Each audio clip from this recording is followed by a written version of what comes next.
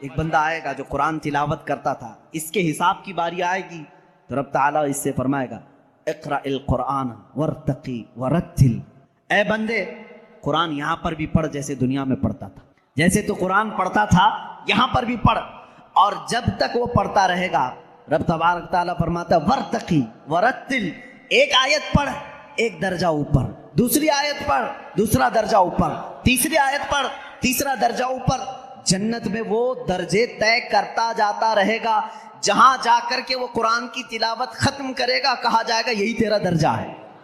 میرے آقا صلی اللہ تعالیٰ علیہ وسلم سے پوچھا گیا کہ کیا یہ قرآن جب تک وہ تلاوت کرتا رہے گا اس کے درجے بلند ہوتے رہیں گے؟ حضور اکرم صلی اللہ علیہ وسلم کی حدیث میں ہاں میں نے جنت میں دیکھا ہے قرآن کی تلاوت کرنے والوں سے اوپر کسی کا درجہ آیا ہی نہیں، کیونکہ یہ تلاوت کرتے کرتے، کیونکہ جو کچھ بھی جنت حاصل کرنے کا آپشن ہے نا وہ دنیا میں ہی تو ہے، تم اتنی نمازیں پڑھو تو یہ جنت ہے، اتنے روزے رکھو تو یہ جنت کا دروازہ تمہارے لیے، حج کرو تو یہ جنت کا دروازہ تمہارے لیے، سارے آپشن جنت حاصل کرنے کے دنیا میں ہیں، یہ دارالعمل ہے، مرنے کے بعد عمل ختم ہو جائے گا، لیکن قیامت میں صرف ایک عمل ہے جس کو پھر رب تعالیٰ ریپیٹ کروائے گا، وہاں نہیں کہا جائے گا نماز پھر سے پڑھ کے دکھا، حج کر کے دکھا، روزہ رکھ کے دکھا، ختم ہو گئے اعمال، لیکن قرآن پڑھنے والے کو کہا جائے گا اب بھی چاہتا ہے تو پڑھ اور اوپر چل جا اور بڑھتا جا، تو جس کو قرآن آتا ہوگا وہ پڑھتا جائے گا اور درجے طے کرتا جائے گا۔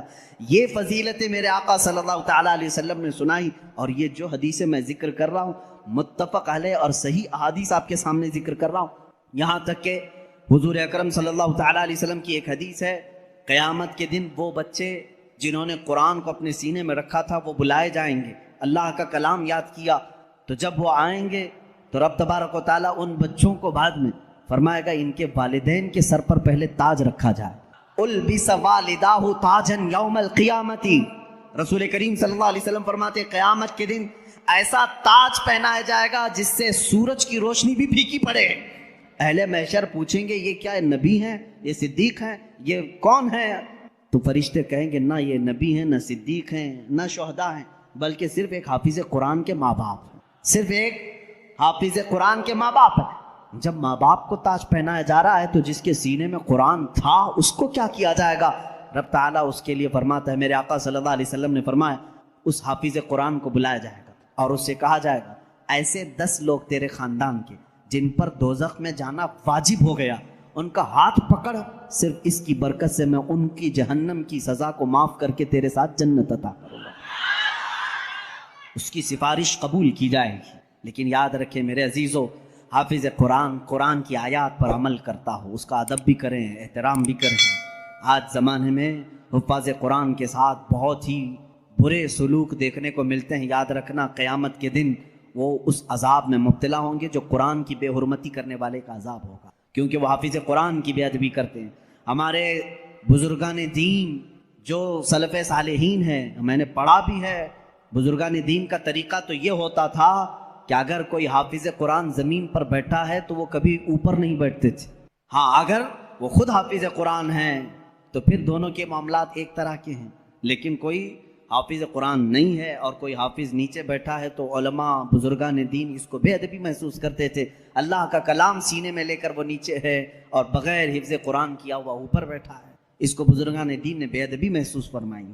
بہرحال قرآن ایک ایسا جامع نظام اللہ تعالیٰ نے تمہیں عطا کیا اور اس کی فضیلتیں میں نے بتائی، اور سب سے بڑی بات کیا ہے معلوم ہے؟ قرآن اللہ نے اتارا، آیتیں ساری چیزیں میرے آقا صلی اللہ علیہ وسلم پر اترتی رہیں۔ اس کی پہلی آیت جو اتری اقرا بسم ربک الذی خلق، غار ہرا میں واقعہ آپ کو معلوم ہوگا، میرے آقا صلی اللہ تعالیٰ علیہ وسلم پہاڑ پر ایک غار ہے آج بھی مکہ کے کنارے، غار ہرا اس کو کہتے ہیں، جبل نور، وہاں پر عبادت کے لیے جایا کرتے تھے۔ جبرائیل امین ایک رات آئے اور روایات یہ بتاتی ہیں کہ وہ 17 رمضان المبارک کی رات تھی، آ کر کے انہوں نے حضور اکرم صلی اللہ علیہ وسلم سے صرف اتنا کہا اقرا، پڑھو۔ آپ صلی اللہ علیہ وسلم نے فرمایا ما انا بقاری، میں نہیں پڑھنے والا۔ بعض بے وقوف اس کا ترجمہ یوں کرتے ہیں مجھے پڑھنا نہیں آتا، حضور اکرم صلی اللہ تعالیٰ علیہ وسلم کو پڑھنا نہیں آتا۔ آپ نے جبرائیل امین نے سینے سے سینہ لگایا اور پھر کہا اقرا، کہا پڑھو۔ میرے آقا صلی اللہ علیہ وسلم نے وہی جواب دیا، 4 بار اس طرح سے ہوا، چوتھی مرتبہ جو ہے جبرائیل امین نے صرف اقرا نہیں کہا. اقرا کا مطلب کیا ہوتا ہے؟ پڑھ یا آرڈر ہے, آرڈر پڑھ. لیکن جبرائیل امین نے جب یہ کہا اقرا بسم ربک الذی خلق, پڑھ اس رب کے نام سے جس نے پیدا کیا, میرے آقا صلی اللہ علیہ وسلم نے پڑھنا شروع کیا. میرے آقا نے مزاج یہ بتایا اپنی امت کو کہ پڑھو وہی جو رب تک تمہیں پہنچا ہے, تعلیم حاصل کرو وہی جو رب کے نام سے شروع ہو یا رب تک تمہیں پہنچائے. یہ آیتیں یہاں سے شروع ہوئی اور آیتیں جو ختم ہوئی ہیں اس میں اختلاف ہے. بعض علماء نے لکھا ہے کہ الیوم اکملت لکم دینکم, یہ آخری آیت تھی جو حجۃ الوداع میں میرے آقا صلی اللہ علیہ وسلم جب آخری حج میں تھے نازل ہوئی. بعض علماء اور مفسرین نے فرمایا اذا جاء نصر اللہ والفتح, یہ سورہ پڑھتے ہوں گے نا آپ نماز میں, یہ قرآن کی سب سے آخری سورہ ہے نازل ہونے کے اعتبار سے. ایک بات ذہن میں رکھ لیں, نازل ہونے کی ترتیب الگ ہے اور پڑھنے کی آج ترتیب الگ ہے. قرآن آج جو پڑھا جاتا ہے اس کی ترتیب کیسے ہے؟ سورہ فاتحہ پہلے ہے الحمدللہ, اس کے بعد سورہ بقرہ ہے, اس کے بعد سورہ آل عمران ہے, اس کے بعد سورہ نساء ہے, اس کے بعد سورہ مائدہ ہے, اس کے بعد سورہ انعام ہے, پھر سورہ اعراف. اس طرح سے یہ صورتیں چلی اور ختم کہاں پہ ہوئی؟ سورہ والناس, قل اعوذ برب الناس ملک الناس پڑھتے ہیں نا, یہ آخری سورہ. یہ پڑھنے کی ترتیب ہے, لیکن نازل ہونے کی جو ترتیب ہے وہ الگ ہے. پہلے آیتیں نازل ہوئی تھی 5. یہ باتیں میں کیوں بتا رہا ہوں, یہ لاسٹ میں آپ کو خود سمجھ میں آ جائے گا. ذہن میں اتنا رکھ لینا, سب سے پہلے کون سی آیتیں نازل ہوئی؟ اقرا بسم ربک الذی خلق. آج بھی جب بچوں کی بسم اللہ خوانی ہم کراتے ہیں تو یہی آیتیں پڑھاتے ہیں بچے کو, سب سے پہلے یہی پڑھاتے ہیں. 5 آیتیں میں پڑھ بھی دیتا ہوں. اقرا بسم ربک الذی خلق خلق الانسان من علق اقرا وربک الاکرم الذی علم بالقلم علم الانسان ما لم یعلم. یہ 5 آیتیں ہیں جو سب سے پہلے میرے آقا صلی اللہ علیہ وسلم پر نازل ہوئی. جبرائیل امین لے کر آتے تھے, حضور اکرم صلی اللہ علیہ وسلم کو سناتے تھے. یہ قرآن کی ابتدا ہے اور 23 سال تک نازل ہوتا رہا. 23 ایئرس, 23 سال تک نازل ہوتا رہا. آخر میں کون سی آیتیں نازل ہوئی؟ ایک تفسیر کی روایت کے مطابق اذا جاء نصر اللہ والفتح ورأیت الناس يدخلون فی دین اللہ افواجا فسبح بحمد ربک واستغفرہ انہ کان توابا. یہ 2 چیزیں ذہن میں رکھو. اقرا سب سے پہلے, سورہ اذا جاء نصر اللہ سب سے آخر. یہ قرآن کے نزول کا زمانہ میں آپ کو بتاؤں 23 سال تک نازل ہوئی. آپ کو میں بتاؤں قرآن اتنی فصیح زبان میں ہے. فصیح کا مطلب لٹریچر جس کو کہتے ہیں. جیسے ایک اردو ہے جو ہم اور آپ بول, یہاں ہبلی کی زبان ہوتی ہے, اس کو فصیح اردو نہیں کہتے, لکھنؤ والے فصیح اردو بولتے ہیں. آپ کیسے, اب ہم ظاہر سی بات ہے میں تقریر جو کر رہا ہوں ہو سکتا ہے یہ اردو الگ ہے, ہبلی والی اردو الگ. اردو اگر میں وہ بولوں تو پھر یہاں بھونڈا لگے گا. آبے جابے تبے, یہ اگر جو عام طور پر استعمال کرتے ہیں یہ بھونڈا لگتا ہے, کیونکہ فصیح زبان میں جب کوئی بیان کرے تو وہ دل میں اترتی بھی ہے. زبان کی مٹھاس اس کی فصاحت میں ہے. تو عربی زبان میں جو سب سے زیادہ فصیح جملے تھے وہ قرآن میں آئے. ایک بھی ہلکا جملہ نہیں آیا, ایک بھی کمتر جملہ نہیں آیا. اب جیسے ایک مثال میں آپ کو بتا دوں, گھٹنا لفظ ہے نا, گھٹنا, گھٹنے ٹیک دینا, لیکن آپ گڑگے بولتے ہیں, ہے کہ نہیں؟ گڑگے ٹیکو, گڑگا کیا چیز ہے؟ یہ گڑگا یہ تمہاری عامی زبان ہے. اگر یہ میں کتاب میں لکھ دوں کہ میں سجدے میں جاتے وقت گڑگا ٹیک دیا, آپ کو برا لگے گا. کیا مولانا اچھی زبان میں بیچ میں ہڈی لے کے آ گئے. گھٹنا لفظ ہے, گھٹنا یہ فصیح لفظ ہے, اور ایک عام لفظ ہوتا ہے جس کو آپ یوز کر رہے ہیں, سمجھ رہے ہیں؟ اب جیسے جانور کہتے ہیں, جانور ہے نا, اب عام زبان میں کہتے ہیں جناور.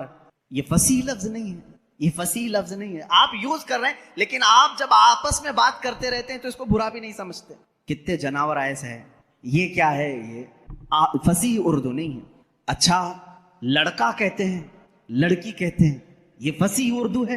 لڑکا آیا, لڑکی آئی, لیکن آپ کہیں چھورا آیا, چھوری آئی, یہ کیا ہے؟ چھوکرا آیا, چھوکری آئی. اس طرح کی یہ فصاحت میں استعمال نہیں, فصاحت میں استعمال نہیں. ایسی بہت ساری چیزیں ہیں اردو میں آپ کو سمجھا رہا ہوں. جو فصیح ہوتا ہے وہ لٹریچر ہے, اچھی زبان. اور قرآن پورا کا پورا فصیح عربی میں نازل ہوا ہے. ایک حرف بھی ایسا نہیں ہے جو عام لوگ یوز کرتے ہوں, ایک حرف بھی ایسا نہیں. اور صرف قرآن ہی اس طرح ہے. اور اسی وجہ سے اللہ رب العزت نے چیلنج پہ چیلنج کیا. قرآن پاک چیلنج کس کو کہتے ہیں معلوم ہے نا آپ کو؟ لا کر کے دکھاؤ. اللہ تعالیٰ نے 4 جگہ پر چیلنج فرمایا. پہلا تو یہ ہے قُلْ لَئِنِ اجْتَمَعَتِ الْإِنسُ وَالْجِنُّ عَلَىٰ أَن يَأْتُوا بِمِثْلِ هَٰذَا الْقُرْآنِ. اللہ تعالیٰ فرماتا ہے اے محبوب آپ فرما دیں سارے انسان جمع ہو جائیں, سارے جنات جمع ہو جائیں, دنیا میں جتنے انسان ہیں سب جمع ہو جائیں, جتنے جنات ہیں سب جمع ہو جائیں. اور اللہ فرماتا ہے کہ وَلَوْ كَانَ بَعْضُهُمْ لِبَعْضٍ ظَهِيرًا, آپس میں ایک دوسرے کی مدد بھی کریں. کس بارے میں جمع ہو کر کے کیا کریں؟ عَلَىٰ أَن يَأْتُوا بِمِثْلِ هَٰذَا الْقُرْآنِ, اس قرآن کی طرح ایک اور کتاب لا کر کے دکھائیں. یہ پہلا چیلنج تھا. عرب والوں کو چیلنج تھا, جو عرب والے عربی جانتے تھے. اگر یہاں والوں کو بولے ہوتے پتہ نہیں کیا ہوتا, دوسری زبان ہی نہیں ہے تمہاری. عرب والے جو عربی میں ماہر تھے ان کو ہی چیلنج ہے کہ یہ عربی میں قرآن اترا, اس طرح کا ایک قرآن لا کر کے دکھاؤ. پورے قرآن لانے کی بات چل رہی تھی, نہیں لا سکے, زمانہ گزر گیا. اس کے بعد رب تعالیٰ نے اس چیلنج کو تھوڑا ہلکا کر دیا, کم کر دیا. کہا ام یقولون افترا فأتوا بعشر سور مثلہ. یہ اللہ کے کلام پر جھوٹ کہتے ہیں, حضور کو کہتے ہیں شاعر ہے, ساحر ہے, جادوگر ہے. اے رسول ان سے کہہ دیں پورا قرآن تو اب تک بنا کے نہیں لا سکے, اس کی 10 صورتیں بنا کر کے لاؤ, اس کے جیسی 10 سورے بنا کر کے لاؤ. حضور اکرم صلی اللہ علیہ وسلم نے چیلنج کیا مکہ والوں, اور وہ آپس میں چیمی گوئیاں کرتے رہتے تھے. ارے چیلنج تھوڑا ہلکا ہو گیا, اب تو بناؤ. پوری کتاب نہیں, 10 سورے بنانا ہے. 114 سورتیں ہیں قرآن کی, اس میں سے 10 سورتوں کی برابر کوئی سورے لے کے آؤ. نہیں لائے. پھر اس کے بعد اللہ تبارک و تعالیٰ نے تیسری مرتبہ جا کر کے اور چیلنج کو کم کر دیا. وَإِن كُنتُمْ فِي رَيْبٍ مِّمَّا نَزَّلْنَا عَلَىٰ عَبْدِنَا فَأْتُوا بِسُورَةٍ مِّثْلِهِ. اگر تم کو شک لگتا ہے جو کچھ بھی ہم نے اپنے بندے پر اتارا ہے تو لاؤ اس قرآن کی طرح ایک ہی سورے. کتنی؟ 1 سورے لے کر کے آؤ. پہلے پورا قرآن کے جیسا لانے کا چیلنج تھا, بعد میں 10 سورے لانے کا چیلنج تھا. پھر تیسری مرتبہ رب تعالیٰ نے کیا فرمایا؟ 1 سورے لے کے آؤ. نہیں لائے. اور حضور اکرم صلی اللہ تعالیٰ علیہ وسلم نے کیا فرمایا معلوم؟ 1 سورے جب وہ نہیں لائے, اس زمانے میں کیا ہوتا تھا, کمپٹیشن ہوتا تھا شعر و شاعری کا. مشاعرے ہوتے ہیں نا, اچھا شعر کس کا ہے اس کو انعام دیا جائے. جو شعر و شاعری کرتے ہیں وہ جانتے ہیں. عرب والے شعر و شاعری میں بہت مشہور تھے. سال میں 1 مرتبہ مکہ میں حج کے موقع پر سب بڑے بڑے شاعر جمع ہوتے تھے, اپنے شعر سناتے تھے, اور جس کا شعر سب سے اچھا ہوتا تھا اس کے شعر کو کعبے کے دروازے پر لٹکایا جاتا تھا. اور اس کی فضیلت تھی سال بھر تک وہ شعر نکالے نہیں جاتے تھے, بلکہ اگلے سال اس سے بھی بہتر کوئی لاتا تو وہ نکالتے پھر اس کا لٹکاتے تھے. یعنی ورلڈ گینیز بک میں جس طرح ریکارڈ درج کیے جاتے ہیں, ارے میاں یہ ابھی جو ہے 100 انڈے کھایا ہے, اب دوسرے کا نام اسی وقت لکھا جائے گا جب 150 انڈے کوئی کھا کیا ہے. وہاں ریکارڈ بنانے کے لیے شعر و شاعری ہوتی تھی, اور مکہ میں خانہ کعبہ کے دروازے پر لٹکائے جاتے تھے. وہ ہر سال کا معمول تھا. ایک سال میرے آقا صلی اللہ تعالیٰ علیہ وسلم نے لکھا انا اعطیناک الکوثر فصل لربک وانحر ان شانئک هو الابتر.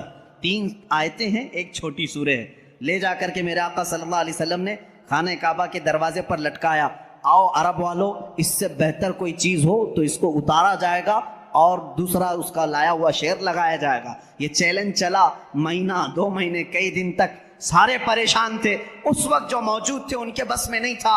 ایک بہت بڑے شاعر کو یہ لوگ یمن سے یا کسی علاقے سے لے کر کے آئے اور اس سے کہا یہ چیلنج محمد نے دیا ہے صلی اللہ علیہ وسلم کہ یہ 3 آیتیں ہیں اس کے اندر, اس سے بہتر کوئی چیز لا کر کے دکھائے. آپ کو سمجھ میں نہیں آئے گا یہ 3 چیزیں بنانے میں کیا دقت ہے. میرے عزیزو یہ صرف 3 آیتیں نہیں ہیں, جب اس کے حروف کو جوڑ کر کے دیکھا جائے تو یہ زبان جاننے والے ہی جانتے ہیں کہ اس کے فائدے کیا کیا ہیں. وہ بڑا شاعر آیا جو بات بھی شعر و شاعری میں کرتا تھا. اگر وہ پوچھتا کسی سے آپ خیریت سے ہیں تو وہ شعر سے ہی پوچھتا تھا. اگر اس سے آپ پوچھتے کھانا کھائے, جواب بھی شعر میں دیتا تھا. وہ آیا جب اس نے دیکھا کہ خانہ کعبہ پر یہ 3 چیزیں لٹکائی گئی ہیں, انا اعطیناک الکوثر فصل لربک وانحر ان شانئک هو الابتر, اس سے کہا گیا جواب لکھو اس کا. تو اس نے اپنے ایک ٹکڑے میں لکھا ما ھذا کلام البشر, یہ بشر کا کلام ہو ہی نہیں سکتا. میں کیا جواب دوں, یہ بشر کا کلام ہو ہی نہیں سکتا. وہ چلا گیا. میں آپ کو بتاؤں قرآن کی اگر اللہ نے حفاظت کے طریقے جو رکھے ہیں, اللہ اکبر, بہت الگ انداز کے ہیں. شاید دنیا میں کوئی کتاب ایسی نہیں ہوگی جس کے سورے گنے گئے ہوں, جس کے پارے گنے گئے ہوں, جس کے رکوع گنے گئے ہوں. قرآن کو پوری طرح سے بند کر کے رکھا گیا ہے. 30 پارے ہیں, 114 سورے ہیں, 540 رکوع ہیں, یہ سب گن کر کے رکھے گئے. اتنا ہی نہیں, آیتیں بھی گنی جا چکی ہیں, آیتیں بھی محفوظ ہیں. پورے قرآن پاک میں 6600 جو سم تھنگ آیتیں ہیں, سب محفوظ ہیں. یہ تو ہو گیا پارے, سورے, رکوع اور آیتیں. حتیٰ کہ محققین نے حروف بھی گن کے رکھے ہیں. حروف تو چھوڑیں, جتنے زبر آئے وہ بھی گنے جا چکے ہیں, زیر کتنے آئے وہ بھی گنے جا چکے ہیں, پیش کتنے ہیں وہ بھی گنے جا چکے ہیں. یہ سب ہونے کے بعد پورے قرآن میں نقطے کتنے ہیں یہ بھی گنے جا چکے ہیں. اب اور مجھے بتاؤ, کوئی اور کتاب لا کر دکھاؤ جس کی حفاظت کا اتنا اہتمام کیا گیا ہو. کوئی ہے کتاب اتنا اہتمام کیا گیا ہو کہ اس کی ایک ایک ذرے کو محفوظ رکھا گیا ہو؟ اتنے احترام کے ساتھ اور اہتمام کے ساتھ قرآن کی حفاظت کی گئی ہے.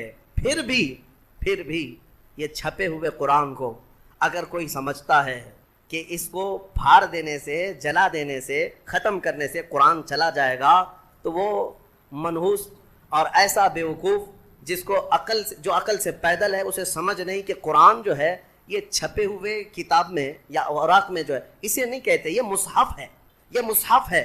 قرآن علم الہی کا نام ہے, اللہ کے علم کا نام ہے قرآن. اگر تم مٹا سکتے ہو تو پھر مٹا کر دکھاؤ. وہ اللہ کے علم کو قرآن کہتے ہیں. اب آؤ, دنیا کی شاید ہوئی کوئی کتاب ہو, اور اس کا ایک ریکارڈ میں بتا دوں, اور ایک ریکارڈ جس نے اتنے چیلنج کیے ہوں اور کتاب میں اپنے زمانے سے لے کر آج تک وہ چیلنج برقرار ہوں اور اس کا جواب اب تک کوئی نہیں لا سکا ہو, کوئی اور کتاب نہیں, صرف قرآن.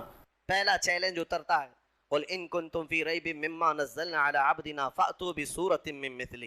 اے لوگو, اگر تم کو شک ہے جو کچھ ہم نے اپنے بندے پر اتارا ہے, اپنے رسول پر اتارا ہے, یہ قرآن میں اگر تم کو لگتا ہے کہ یہ کہیں اور سے آیا ہوا ہے, تو لاؤ اس کے طرح کی ایک سورہ تم بھی بنا کر. یہ چیلنج چلتا رہا, نہیں آیا. دوسرا چیلنج آیا ہے, قل فأتوا بعشر سور مثلہ. اے محبوب آپ فرما دیں اس کے مثل 10 صورتیں. پہلا یہ چیلنج آیا 10 صورتیں لے آئیں, پھر ایک صورت لے کر کے آئے, پھر اس کے بعد آیا کہ 10 آیتیں ہی لے کر کے آؤ. یہ تک چیلنج آج بھی قرآن پاک میں تلاوت ہو رہا ہے باضابطہ, اور بدلنے والے اس میں قرآن پاک کو یہ تو کہہ گئے کہ اس میں آتنک ہے, اس میں دہشت ہے, فلاں ہے. میں ان سے پھر کہتا ہوں, پھر قرآن اٹھاؤ, اور پھر اگر تمہاری ہمت ہے تو اس طرح کا دوسرا قرآن تیار کر کے دکھا دو. صرف اور صرف عربی میں لکھ دینا یہ کمال کی بات نہیں. قرآن کو جو حساب سے جوڑ کر رکھا گیا ہے میرے عزیزو, پوری دنیا, بلکہ یہ بھی قرآن کا ہی حکم ہے. اللہ فرماتا ہے لَإِنِ اجْتَمَعَتِ الْإِنسُ وَالْجِنُّ عَلَىٰ أَن يَأْتُوا بِمِثْلِ هَذَا الْقُرْآنِ. سارے انسان اور سارے جنات جمع ہو جائیں اور سب مل کر کے ایک دوسرے کی مدد کریں. عَلَىٰ أَن يَأْتُوا بِمِثْلِ هَذَا الْقُرْآنِ, ایک اس کی طرح قرآن لا سکیں. اللہ فرما رہا ہے سب مل کر کے کوشش کر لیں. لا یأتون بمثلہ, یہ ہرگز اس کے برابر, اس کے مثل لا نہیں سکیں گے, نہیں لا سکیں. سارے انسانوں کو اللہ تعالیٰ فرما رہا ہے, اور کوئی کتاب ایسی تمہارے نظر سے گزری ہو تو میرے سامنے لے آؤ جو کھل کر کے اس طرح چیلنج کر رہی ہو کہ 1400 سال سے کہ قرآن کی طرح کوئی اور کتاب لے آؤ, کوئی اور سورے لے آؤ, کوئی اور آیتیں لے آؤ. 1400 سال سے میرے عزیز و قرآن کی حقانیت اور حفاظت کی سب سے بڑی دلیل ہے.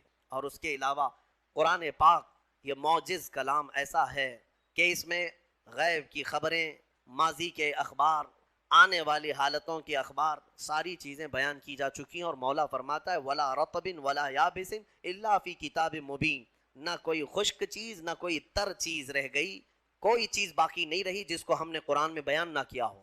آج ہی ہم نے تلاوت بھی کیا ہے. آج کے 14ویں پارے میں اللہ تعالیٰ نے فرمایا وَنَزَّلْنَا عَلَيْكَ الْقُرْآنَ تِبْيَانًا لِكُلِّ شَيْءٍ. ہم نے ہر چیز کا واضح بیان قرآن میں اتار دیا. اس کتاب میں ہم نے واضح بیان کر دیا ہے. حضرت عبداللہ ابن عباس رضی اللہ تعالیٰ ایک مفسر بھی ہیں اور حضور صلی اللہ تعالیٰ علیہ وسلم کے چچا حضرت عباس کے بیٹے ہیں. حضور کی شاگردی میں قرآن پڑھا ہے. وہ کہتے ہیں کہ اگر میرے اونٹ کے گلے کی رسی بھی گم ہو جائے تو میں قرآن سے ڈھونڈ لوں گا. اتنا علم ان کے پاس تھا. میرے عزیزو, اونٹ کی رسی اور قرآن کا کیا تعلق ہے؟ لیکن ان کے کہنے کا مطلب یہی ہے کہ دنیا کی کوئی بھی چیز تم لے آؤ میں اس کو قرآن سے حل کر کے دکھاؤں گا. قرآن تمام علوم کا خزینہ ہے اور اللہ تبارک و تعالیٰ اس کی حفاظت کا ضامن ہے. کچھ نہیں ہوگا قرآن پاک, کچھ نہیں ہوگا. آج کے زمانے میں ہم نے ایک حادثہ دیکھا. دلی میں بیٹھ کر وسیم رافضی نام کا ایک ملعون نطفہ ناپلید جو دوسروں کی جھولی میں پلتا رہا, دوسروں کے فضلے کھاتا رہا اور کسی اور کا پالا ہوا بندہ اٹھ کر کے اچانک قرآن پر حملے کرنے لگا کہ میں قرآن کو بدل دیتا ہوں اور دوسرا قرآن لے آتا ہوں. دوسرا قرآن مطلب 26 آیتیں نکال کر کے، جو قرآن کی اصل آیتیں وہ نکال کر کے حذف کر کے ایک نیا قرآن لے آؤں گا. کتنے دن چلا اس کا قرآن؟ ابھی تو ہم بھی زندہ ہیں، ہماری نسلوں کی تو بات چھوڑو. کہاں گئے صاحب جو چیلنج کر رہے تھے قرآن نیا لائیں گے سب کو؟ مدرسوں میں اس خبیث نے قرآن بھیجا تھا ایڈریس پہ، کئی مدرسوں میں پارسل بھیجا تھا کہ یہ قرآن اب پڑھایا کیجیے. جرأت اور ہمت دیکھیں. ابھی انجام آنا باقی ہے میرے عزیزو. جب کسی نے قرآن کو بدلنے کی کوشش کی ہے، مولا پوری اس کی ذات کو بدل دی، اس کی پوری حیثیت کو بدل کر رکھا. ہاں ابھی انجام دیکھنا باقی ہے. آپ انشاءاللہ اپنی آنکھوں سے دیکھیں گے رب ذوالجلال کی پکڑ کیسی آتی ہے.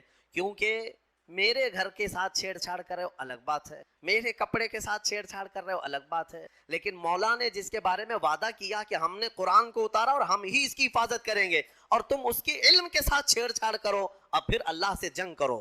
پھر اللہ سے جنگ کرنے کا انجام وہ خود بھگتیں گے. لیکن مسلمانوں سے میں یہ کہنا چاہوں گا، ہمیں قرآن پاک کے ضائع ہونے کا بالکل خوف نہیں ہے.